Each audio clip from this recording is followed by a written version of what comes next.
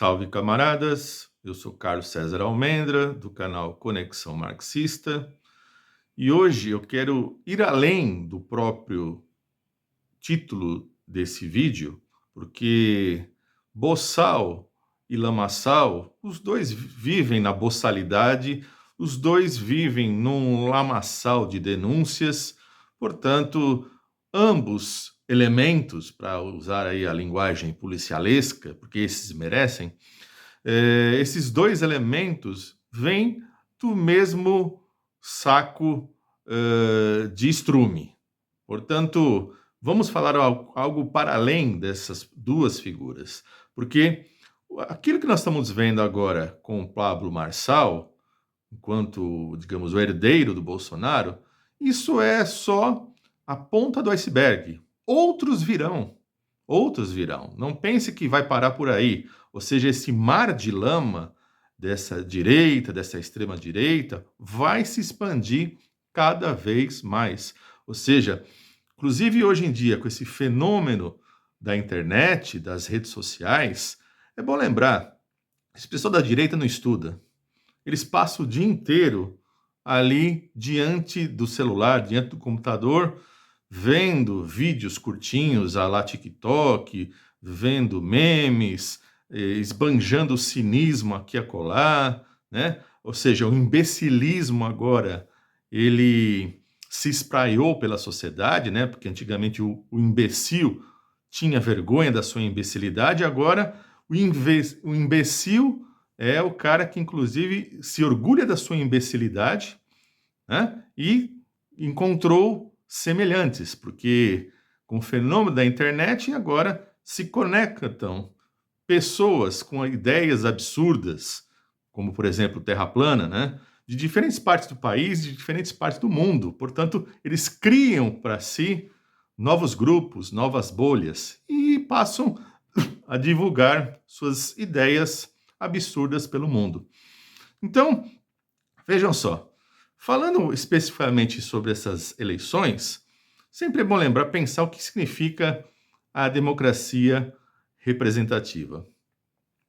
E a democracia representativa no mundo do capitalismo é a expressão da completa inversão, ou seja, a minoria controla a vida na prática pelo poder político e, obviamente, com isso manipula todas as ações econômicas para si, né, contra a maioria. Aliás, a maioria, portanto, elege os representantes classistas de uma minoria para oprimi-la. Ou seja, é aquilo que o Marx diria na ideologia alemã, a câmara invertida, né? Portanto, é esse, digamos, esse espelho invertido que você tem na sociedade. Ou seja, a democracia representativa é exatamente o momento onde você vai ter aí a tirania política e, por consequência, econômica a tirania da minoria sobre a maioria. E dizendo que tudo isso é normal, tudo isso faz parte das regras do jogo, né? Aquela noção do Norberto Bobbio, né? Portanto, existem essas regras do jogo e, portanto, quem vencer é aquele que vai administrar, né? Ou seja, o que se desconsidera aí é a grande cisão que nós temos na sociedade das classes sociais, né? Subalternas que, obviamente, sentem na pele o que significa essa tirania da minoria sobre a maioria. Então, vejam, nessa democracia representativa, logo após a eleição, formam-se aí, no caso agora, eleições para vereador e prefeitos, formam-se aí os lobbies, né?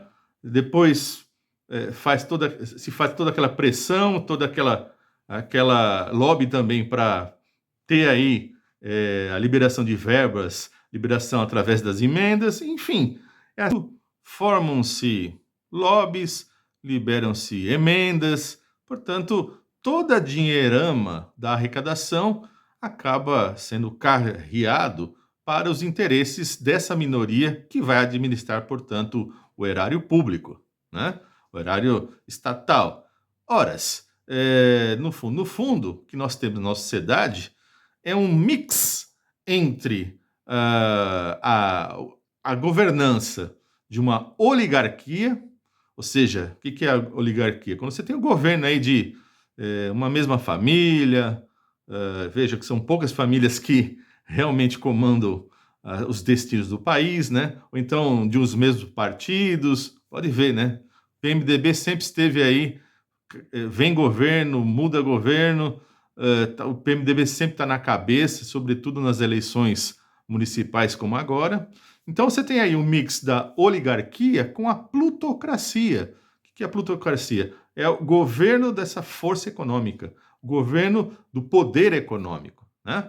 Então, para você manter a estrutura, a infraestrutura econômica inalterada, como é que você faz para a política? Você, portanto, recorre à autocracia. Portanto, a nossa autocracia aqui, hoje, não precisa ser militarizada.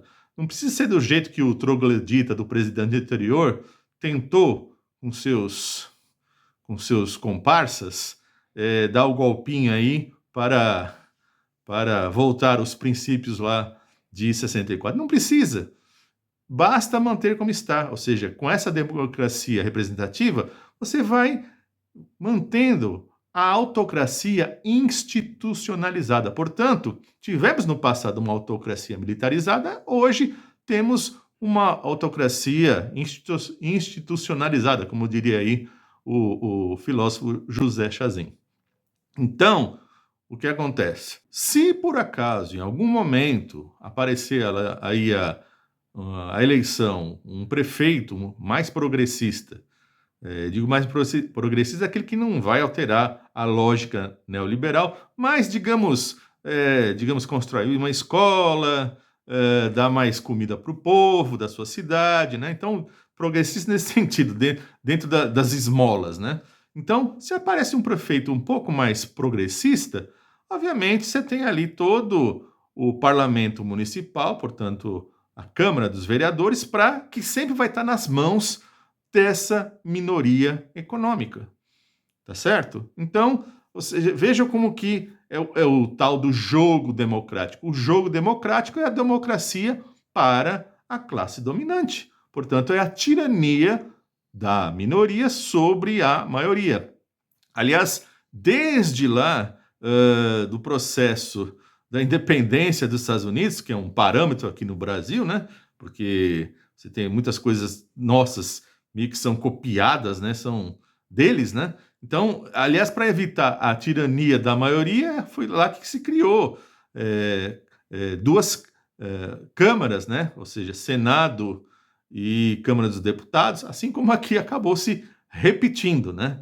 E vejam que nem isso precisa, porque via de regra os dois estão sempre praticamente de acordo nas questões estratégicas, garantindo sempre, mais uma vez, esse poder das classes dominantes.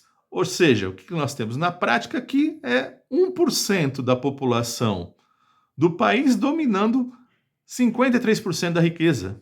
Ou seja, então, e como é que eles vão exercer o poder?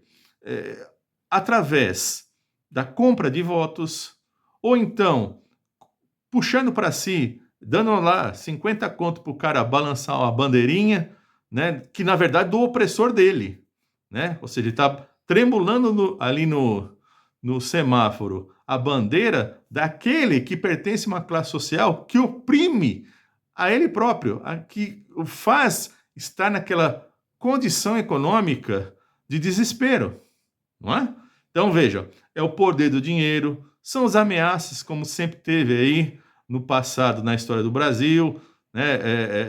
Lobbies que são feitos para que se vote em determinado candidato, senão o cara vai perder emprego, ou então aqueles favores, né? Te dou a dentadura de baixo e se ganhar o candidato te dou a dentadura de cima, e depois quando ganhava nem assim dava, né? Brindes, e também através de ameaças.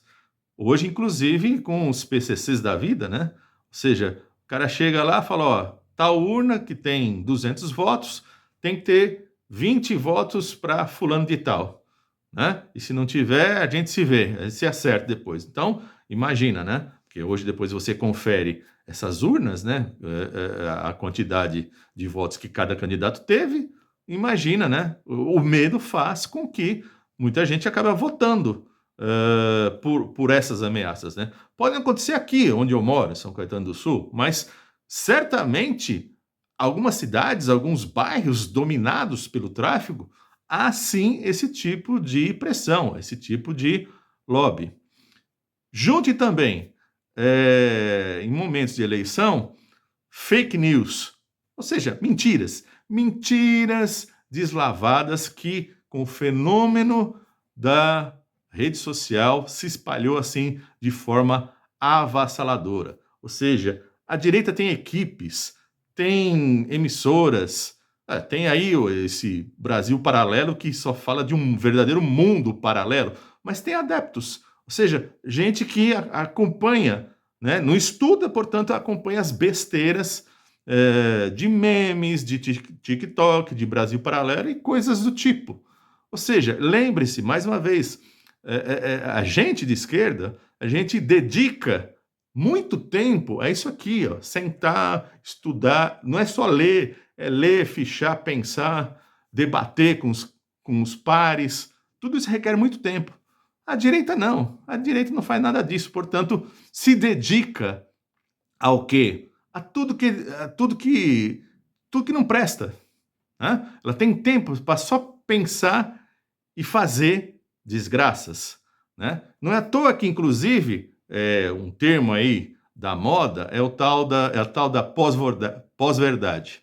Ora, um dos fatores centrais da pós-verdade é a capacidade de adesão.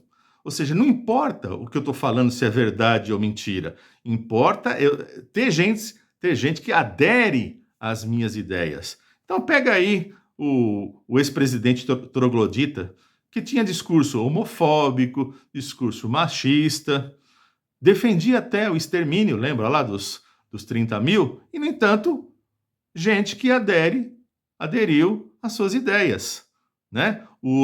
Veja aí o fenômeno do olavismo, né? Ou seja, um desescolarizado que escreveu livros meia boca, deu os cursinhos mequetrefe, mas adquiriu, portanto, seguidores, inclusive da própria família do presidente, né?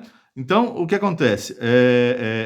Uma das coisas muito presentes hoje nas eleições, seja ela nacionais ou municipais como agora, veja, é a questão do cinismo. Veja, os políticos agora são, sobretudo os da extrema-direita, são extremamente cínicos. Por isso que vão em todos os debates. Porque antigamente, o que faziam os candidatos da direita quando estavam na frente? Não iam no debate. Por quê? Porque iam perguntar coisas para eles, que iam deixar eles em mais lençóis, aí simplesmente eles não iam. Agora não. Agora eles vão em todos os debates e assim, se fulano pergunta para ele A, ele responde B. Aí tem a réplica. O senhor não respondeu A e vai para a tréplica. Ele continua respondendo B. Ou seja, é o cinismo total. Pode falar qualquer coisa, não tem critério, né? Aliás, debate. Portanto, os debates que nós temos é o debate do não debate. Né? Ou seja, pode ver que está tendo mais de um por semana aí nas cidades. Porque pode ter, porque não é para dizer nada com nada. Né? Ou seja, ou então fazer promessas infundadas, promessas as quais é impossível cumprir. Né? Como, né, o outro lá, o Lamaçal, quer fazer o prédio de 1 quilômetro, que não tem nenhum lugar do mundo, né? Transformar as marginais em rede de teleféricos, também outro absurdo, né? Então vale tudo, né? É cínico, é mentira deslavada e assim vai caminhando. Agora junte tudo isso também, estou falando, colocando aqui elementos para vocês pensarem e refletirem sobre essas eleições e outras eleições, né? Vejam, você tem aí, sobretudo nas periferias, esse discurso do empreendedorismo. Ou seja, não é um discurso que prevalece hoje na periferia da gente de esquerda conseguir colocar nossas ideias para os próprios explorados. não é? Não, não. É o discurso do vencedor, é o discurso que você vai chegar lá, é coach para tudo quanto é lado, inclusive esse próprio candidato aí à prefeitura, né? E junto com isso, também a teologia da prosperidade. Ou seja, tenta fundir tudo isso, né? Ou seja, a própria religião colocando aí que você vai vencer na vida, vai ganhar, vai ficar rico, mas, claro, pagando lá os dízimos e tudo que for necessário para a própria igreja. Então, você tem aí, junte ainda, em cima disso, a extrema-direita fazendo discursos contra a elite, sendo que ela própria é representante dessa classe dominante, né? Essa extrema-direita rejeita toda e qualquer diferença de pensamento, por menor que seja, tanto é que rejeita e chama todo mundo, os opositores, né?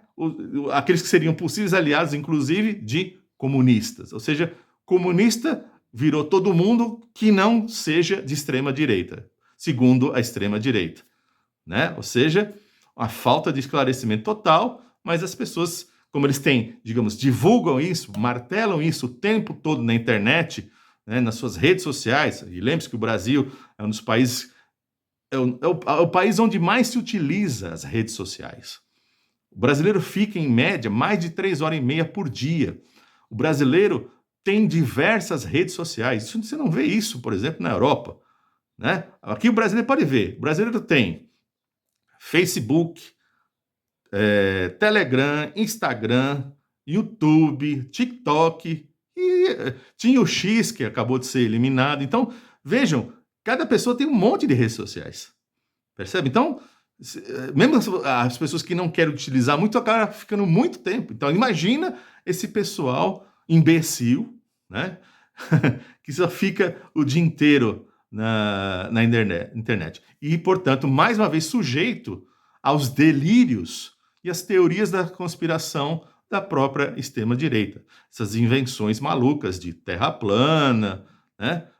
E coisas do tipo, né? Então, como diria Humberto Eco, ele que morreu lá nos primórdios das redes sociais, né?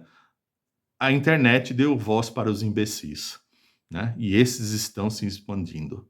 Só quero pôr mais um elemento aqui, que é o seguinte: essa reforma do ensino médio que o PT não reverteu, né? Isso terá um preço muito grande. Por quê? Porque lá na frente vai aumentar ainda mais o imbecilismo, né? Isso terá um preço e o PT vai ter que ser cobrado por isso. Ok, gente? É isso. Reflitam e até o próximo vídeo.